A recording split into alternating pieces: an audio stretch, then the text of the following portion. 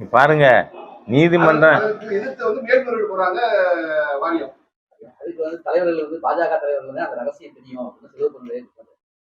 நான் தான் சொல்லிட்டேன், இவர்கிட்ட எவ்வளவு பெருந்தொகை இருக்குன்னே எனக்கு தெரியாது.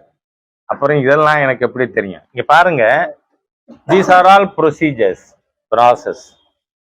இப்போ இங்க சென்சார் போர்டு உங்களுக்கு சென்சார் போர்டு விதிகள் படியே you can go for appeal. இப்போ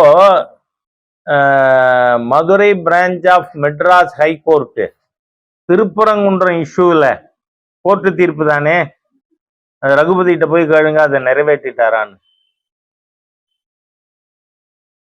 கோர்ட்டு தீர்ப்பு வந்தா அடுத்தது என்ன? அப்பீல்.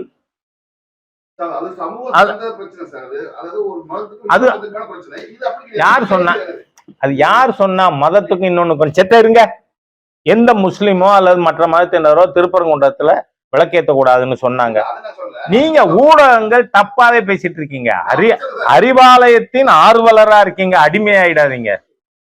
ஆர்வலரோட நிப்பாட்டிக்கிறேன் நான் கேட்க. இப்போ இங்க பாருங்க, விஜய்க்கும் பிஜேபிக்கும் என்ன பிரச்சனை? ஒண்ணும் இல்ல. கரூர் பிரச்சனையிலேயே நாம போலீஸ் தப்பு பண்ணி இருக்கு, அவங்க சரியா நடவடிக்கை எடுக்கல, அவ்வளவுதானே சொல்லி இருக்கோம். இதை நான் சொன்னதுக்கே ஏதாவது அன்னைக்கு நாங்க விஜய் அப்படின்னு ஏதாவது எழுதுவீங்க நீங்க. அதனால இல்லங்க, இல்ல அனாவசியமா பேசக்கூடாது. Is it the first time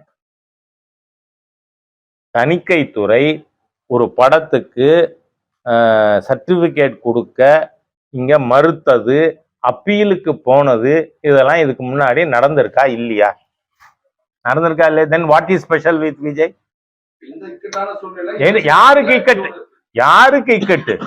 எல்லா படத்துக்கும் அந்த படம் எடுத்தவருக்கு இக்கட்டு தான். நான் கேட்கிறேன், நிலை மறந்தவன் கேரளால மலையாளத்துல வந்த ஒரு படத்தை நிலை மறந்தவன் ஒருத்தர் தமிழ் இது பண்ணியிருக்காரு, டப்பிங். அந்த படம் சென்னை ஈகா தியேட்டர்ல ஸ்கிரீன் பண்றேன்னு போட்ட கட் அவுட்டை திரவிடியன் ஸ்டாக் ரவுடிகள் வெட்டினாங்களா இல்லையா? நீங்க எல்லா அப்ரூவலுக்கு அப்புறம் பண்றீங்க அழிச்சாட்டியம்.